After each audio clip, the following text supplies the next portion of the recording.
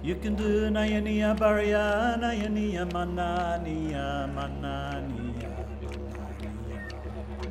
You can do Nayania Baria, Nayania Manania, Manania, Manania.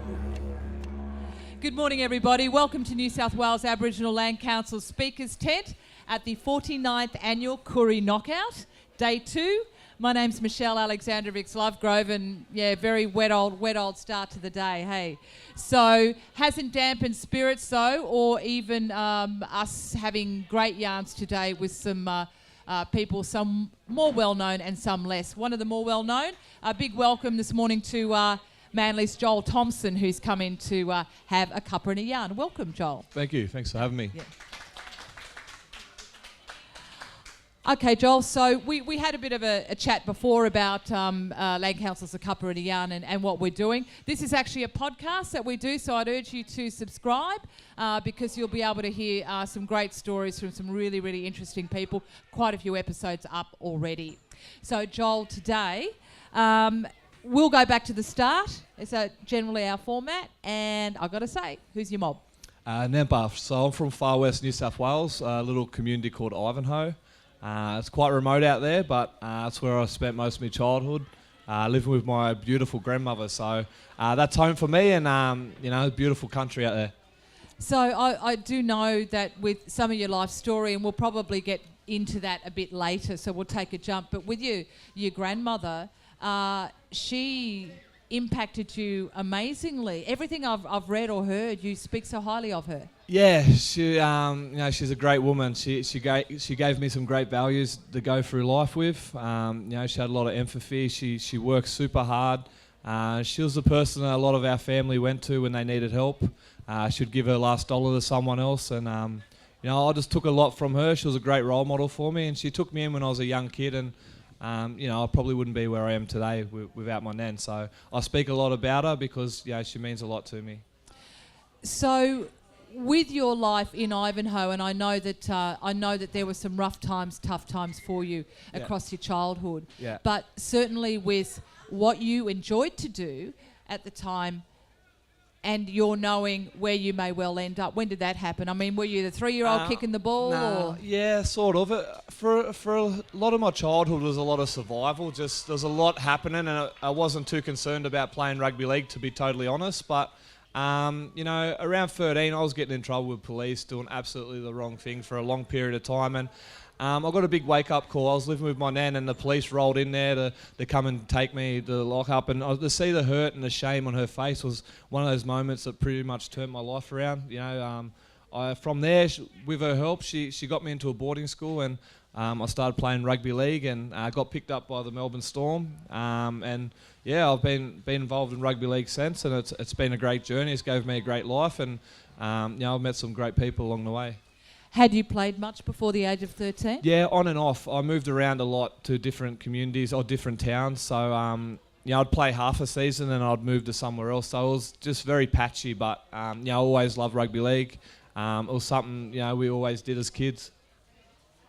So I've got here, though, that you started off with the Canberra Raiders. Yeah.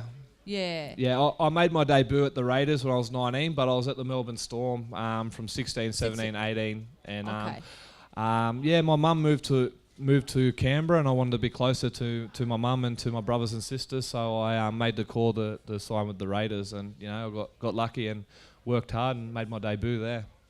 So with that pivotal moment when you were 13 and seeing the shame on your grandmother's face, and then you've sort of I know it's your life and you know it so well, you've jumped those 3 years and go, oh yeah, I got picked up by Melbourne Storm. Yeah. It's like, what happened in those 3 years? Yeah, it was tough. I was so out of place. I went to a boarding school that was mostly white kids. I was so out of place. I was just so different to everyone else there. They had to pull their socks up and do their tie up and go to do do church stuff. It was a whole different world. I felt so different to everyone else, but it taught me a lot. It took me out of my comfort zone. It taught me a lot of things around discipline and respecting people and all these little things I probably didn't do too much of. And it changed my life, and it was the best thing for me. So those 3 years, though, with the Melbourne Storm. Yeah. What was like that for you. What was that like? Sorry. Melbourne Storm was great. It was a great challenge. I left school in year 12 and went down and joined their full-time squad. You know, guys that I looked up to, Cameron Smith, Billy Slater, all your superstars, and I was this little bush kid. I was very lazy. I didn't do fitness before I went down there, so I was last in fitness. I was last in weights. I was right behind everyone. But I wanted to quit a lot, to be honest. But I'd ring my nan, being a sook, and she'd keep on reminding me to stick it out. I'm making her proud, and it sort of kept me there a lot of times. And I just kept on working hard and teaching myself to be to work harder and do all the little things right, and it paid off for me. Would you have thought then, at the age of 13, you just said, yep, I went here and I did my HSC? I mean, you were on a track to not get there, huh? Yeah, no way. I was breaking into houses still. I was a rat bag for most of my childhood. And like I said, it was a moment in my life that changed me, and that was getting in trouble in front of my nan and seeing her cry and the shame. And it's definitely turned my life around in a big way. And I sort of haven't looked back in that way. So she helped you get into the boarding school. Yeah. How did your relationship remain in those years? Yeah, very later? strong. She was my main support network. You know, I didn't really have my mum or dad, so my nan was my person I'd go to. She supported me through all those times. So after Canberra Raiders, it was Manly, wasn't it? No, after Canberra Raiders was the Dragons. Oh, no, it's a Dragon. Oh, look, Sorry. I've got it here. Jumped a few years I've there. actually got it here, and I skipped over. And, I shouldn't be skipping over the Dragons. That's all right. I was at Canberra, an opportunity to sign to the Dragons, and live by the beach and live that lifestyle, and I took it, and it was a great few years there at the Dragons. I left early because I had an opportunity to play for a childhood team for the Manly, and jumped shipped over to Manly, and I'm lucky to re-sign there for another couple of years. So. I've had a great 2 seasons there, and looking forward to another good 2 years. Now, obviously, as I'm not an NRL player or whatever, but I'm not a sports person. But I'm seeing your track here. So you got Storm before then, Melbourne Storm. Yeah. It's looking like 5 years at the Canberra Raiders, 3 years at St George Dragons, etc. But that's actually not. 4 years. 4 years, Yeah. is it? Okay. I'm old. I'm an old fella. Including the... You're 31. Nah. He's 31, he's old. Do you think he's old? I'm joking. Nah, see, even the young fella down the front doesn't think you're old. So, but that's actually pretty solid in the tracks of an NRL person, because I know people can skip around a lot. Yeah, no, a lot of things happen in rugby league. You've got to get a lot of luck. I see so many talented players that don't make it through injuries, through... stuff that happens. A lot of things got to work out, but you got to be resilient as well. There's a lot of things that go wrong, and you just got to, keep on picking yourself up and going forward. And I think that's what I've learned over my career. Just keep on picking myself up, and through injuries, through bad form, through whatever's going on in life. And it's a reason I'm still going after 12 years of being in the professional system. Would I like to do more of my career? 100%. But I'm still grateful for 230 games or whatever it is, and still continuing. It's been a great ride. I find it amazing hearing a 31-year-old man saying that you're an old fella. But I know, I think one of the younger guys at the club, I wrote this down, and I can't remember his name, but he said you were tough and you're old school. Someone who really looks up to you in Manly. Okay. Can't remember the player, but one of the other younger players. Okay, yeah. And says you're definitely someone I'm definitely to old aspire school. I to. take a lot of values from old school sort of stuff. Young fellas, they carry on a little bit now. Sorry, the young fellas, but they come into, and I like to keep it old school. Work hard, keep your head down, don't get ahead of yourself, and that's what I think breeds success. And that's the culture we're building at Manly, and we want good people, not just good rugby league players, but good people, and I think it's important. You were saying a couple of minutes ago, a lot of your attitudes to the game and how you've developed as a person has got a lot to do with you still being in there after 12 years. And you played every game this year. No, you didn't? Broke my arm against the Raiders. I thought you did. Okay. No, I missed 2 games. I played every game the year before, but I broke my arm, swinging my arm in a bad tackle technique, and it absolutely shattered me.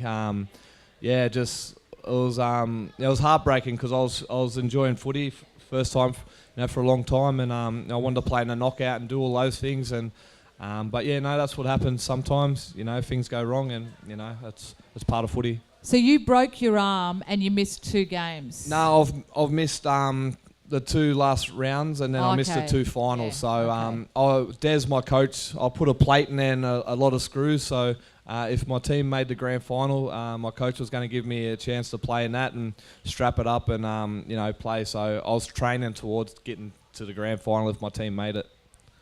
You're listening to A Cuppa and a Yarn. This is a podcast from the New South Wales Aboriginal Land Council. I'm Michelle Aleksandrovics-Lovegrove, and I'm speaking with Joel Thompson from Manly.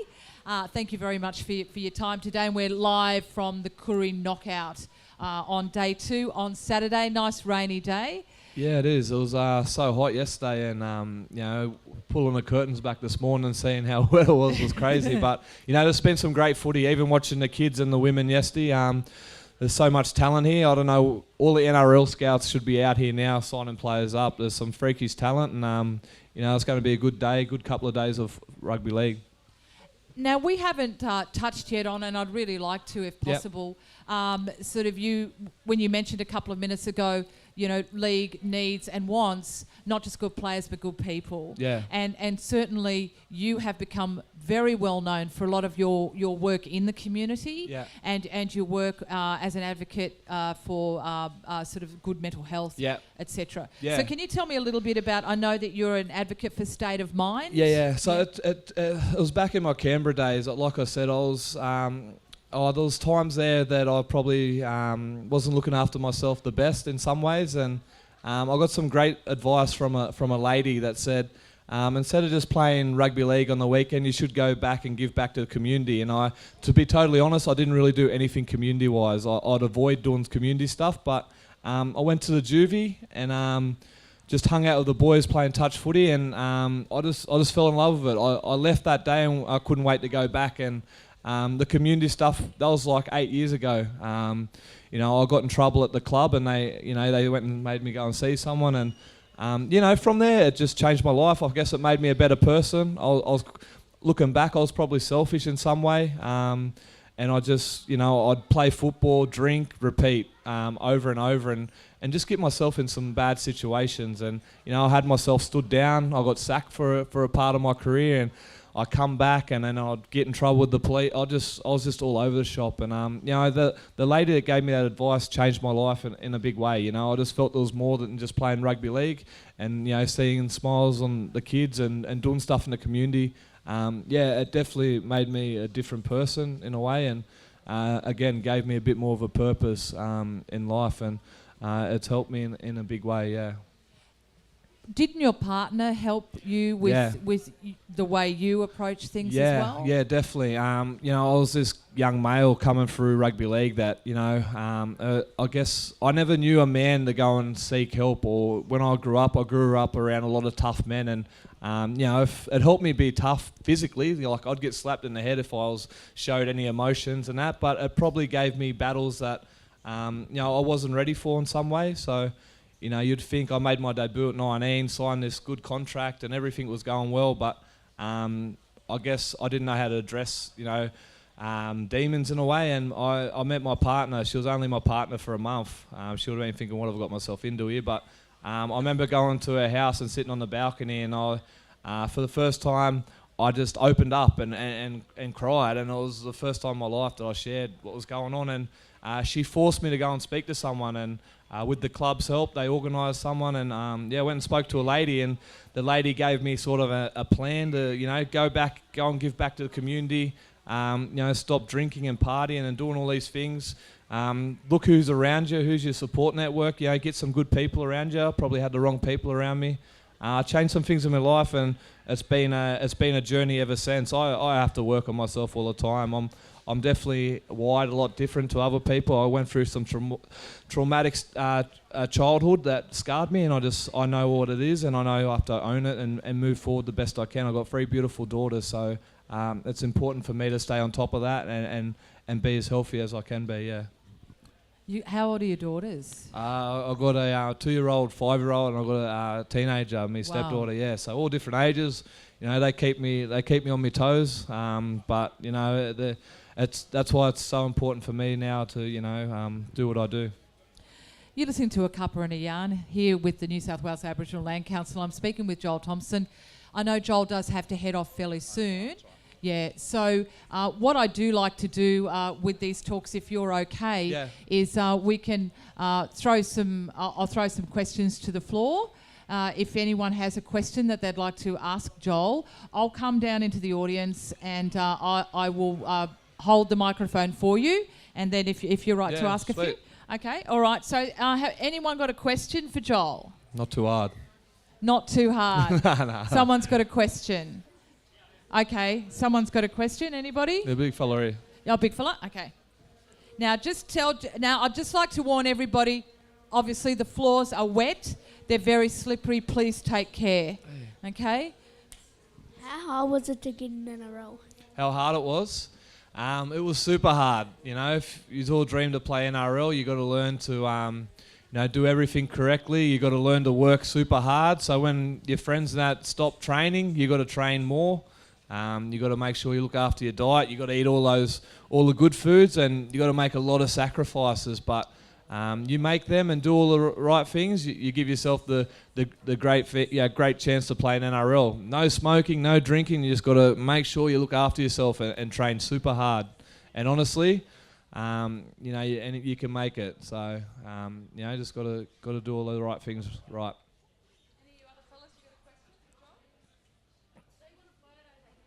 Yeah, we're doing the podcast recording now, so we'll just keep doing the recording. Yeah, okay. I think we've got a question up here, Joel. Yep. How hard did you find it, when you were young, how hard did you find it to stay away from drugs? Like I know you sort of just spoke about it, but with peer pressure and that sorts of thing. Yeah, so hard. It's easy to sit up here now and talk about it, but it's so hard, especially when you grow up and you know nothing different. You know, it's everything around you's, you just go with the flow as a kid. But I guess as you grow older and you get some good people around you, and I didn't have just family and friends. Like I had teachers that stood by me. I stay in contact with now, and you just got to find the right people. And once you do, it's a big lift in life, and it's a good way forward. We have a question over here. Yeah. Hey mate, sorry, just a question. Who was the toughest player that you always sort of worried about going up against? Oh, if you worry about it, I don't know. I don't know if I worry about it, but there's so many. I could name so many players that were tough footballers. I've got a story. Jason Tomaloma. I remember at Dragons, when I was at the Dragons, I tried to do a big play for my team, and he took a tap, and I rushed out to try and put a shot on him and knock myself out. And it was probably a big lesson I learnt from that day, not to try and jam absolutely monsters like him. But there's some really good players out there, and some really tough players. A question here. Yep. Hey mate, you speak so well, and you're such a great role model. Have you thought about like Harold Matthews, Jersey Flegg, post-career, getting involved in coaching? Yeah, I'm not too sure. I think I'll continue the work I do, what I'm doing at the moment. I maybe could do some coaching, but I'd like to get into the juvies, in the juvenile justice. At the moment, I've got two of my little brothers that are actually locked up, and I just feel like I can do so more if I can get my hands in there and see kids over, daily and work with them and try and change their behaviour and that. It's just, like I said, I've got a real passion. A lot of my friends, a lot of my family, just go through that system, and once they're in there, it's hard to get them out, like I said. And at the moment, I've got two younger brothers, identical twins that are locked up for a fair while, and I'd like to continue to work in the juvies when I finish footy. So that's where my heart is at the moment. So do we have any other questions for Joel? We'll get another one here. He had a good question before, so hang on, I'll just make my way over. He's getting another shot, is he? Get another crack. Get another shot. Did you have any pre-game preparing rituals or anything like that? Oh, you know what? When I was younger, I played the game through my head so much and burnt so much energy. I'd be up early as drinking Red Bull, pumping up music, just getting psyched up, and then by the game time, I was just drained, didn't want to do anything. So I've learned to relax a lot, just not think about the game. And as the game gets closer, I'll start putting on the tunes. I'll start visualising, putting hits on or scoring tries, and then as you get to the game, you're ready to go to war, and that's how I sort of prepare. But I wasted a lot of my career wasting energy and playing the game before I got out there. So all you young fellas, stay relaxed, and as you start warming up, then you psych yourself up. And I wish I'd done that, earlier in my career. We've got a question here. Yeah. Other than your girls, who's your biggest inspiration to keep going and to keep bettering yourself in life? And What was that, sorry? who's your biggest inspiration other than your girls to keep bettering yourself? My daughters are a great big motivation for me, but my grandmother, I speak about her a lot, and I always mention my nan, but I just know the time should go without so I could go on a school excursion. The time should go without so I could get shoes or shirts, and I remember those times so well. And my childhood was patchy in some ways, but I remember those moments where my nan would scrape whatever she could get together, and making sure I didn't miss out. And, I could go to school with food in my lunchbox. And, she's a big motivator for me and a big reason I try and do well in life. And I know I'll make her proud. And, so many times we've shared tears together and tough times, and we've pulled each other through it. So, she's a big reason why I'm here right now and what I'm doing and, going forward as well. Thank you. You're listening to a Cuppa and a Yarn with the New South Wales Aboriginal Land Council. We're speaking live at the 49th Annual Koori Knockout. I'm just looking at him over there. With Joel Thompson. I know he was pulling faces at me. Was he? We're broadcasting live. We're talking to Joel Thompson this morning. Now, I asked you this before, Joel. You had a bit of a laugh, so I'm not quite sure how we're going to go with it. But your nickname. Oh, yeah. Is that something we can talk about? Yeah, no, of course. People, when I went to the Manly, and they said, "What's your nickname?" I said, "The GOAT, the Ivanhoe GOAT." And I think they thought I was like talking myself up, saying the greatest of all time. But I got the nickname the GOAT because I'm a grub and I'm a bit of a feral. So, and that's where there's some wild goats out where I'm from, and goats are known as being feral and grubby and stinky, so that's why my mates gave me that nickname. But I think the Manly boys were like, this fella calling himself the greatest of all time. But so that's where the Ivanhoe goat come from, a feral. Do you think he looks feral? No, seriously. No, I was. Look at him. Look at him. Today I'm all right, but He's clean. See you, brother. That's definitely where the nicknames come from. Yeah. Now we're here broadcasting live on the Saturday morning, the second day of the knockout. It's raining, sprinkling now. It was raining a lot before. And I asked you, because, clearly it would be awful, but what's it like playing a sport at, an elite level or whatever in the rain? Clearly it's awful. I hate it. I hate playing in the rain. I try and convince myself to go out there and play a good game because I'm a professional, but it sucks. But depends how you want to look at it. I like a dry track personally, but some players like the wet and playing in the wet. But you'll still see some great football here, some great skill, no matter what. So what happens though when it's been raining a lot and you've got a really slushy sort of muddy ground? It sucks. You just got to get your head through it and hold on to the ball and do what you can for the team. But it rained a lot this year when we were playing footy. Even my 200th game, we played against the Roosters and it was raining and had all my family and my nan and everyone there, and it was me 200th, I had to get myself up, but I hate the rain. But some players are different, eh? It depends really? who you are. Yeah. Why would someone like playing in mud? I don't know. Some of the little guys don't get the footwork and the speed as much, so you can go and jam them. But, it just depends what type of play you are. And I like a quick track. I just like a dry. Okay, so we're coming into 2019. You've been injured, so you haven't been out. You're not playing this weekend, are you? No. So what's the next 12 months look like for you? What have you got planned? So I've got an off season at the moment, so I've got another 5 or 6 weeks off before I start pre-season. But I'm doing a lot of community stuff. I'm doing a bit of a mindset project roadshow.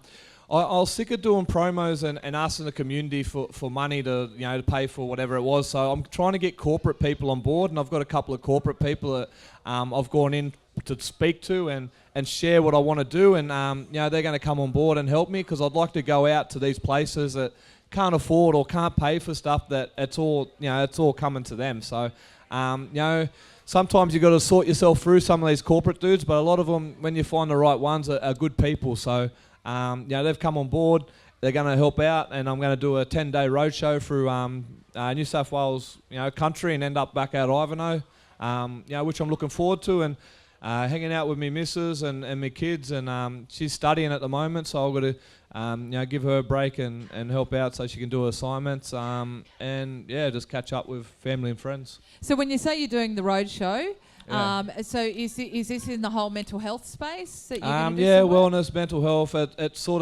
a bit of everything, to be totally honest, and it's just about getting out there and just sharing different stories, giving kids that don't have some role models, or showing them some positive stuff and stuff they don't learn sometimes, and they won't see for a long time. Giving it to them early on as a young fella is something that I wish I had, and. Going out there and going some of them places that don't get the chance to see players. So I'm looking forward to it. Honestly, I'll see a lot of my family, and I love getting out in the country, putting on the tunes, and out in the bush. It's good for the soul. So I'm looking forward to the trip. So you mentioned your nan a minute ago, and after this road, it's been a big road. The road continues for you. She's coming to see you play. How is it? How does she feel? I mean, I'd imagine she'd be so proud of you. She's proud. Even for the game I broke my arm, I was absolutely heartbroken. Not just with the broken arm, but my nan come from Ivanhoe. I had my cousins and family there watching, and they go out on a bad tackling style. I've been getting told by coaches all the time not to swing my arm, and I swung my arm and broke my arm. And but one of the moments that stick out for me was when I played with the Indigenous All-Stars and up the Gold Coast. She flew up there and never been on a plane. It was pretty special to see her in the crowd, and I've got some great supporters and great people around me, and I'm very blessed like that. Well, Joel, I wish you all the best, for the next few weeks off before you go into pre-season, and beautiful time with your girls and your partner. And thank you very much for having a chat with us for a cuppa and a yarn. Give him a hand, guys. Thanks, guys. Thanks Joel for having Thompson. me. Thanks for having me. Thank you. You can do Nayania Baraya, Nayania Manania, Manania, Manania.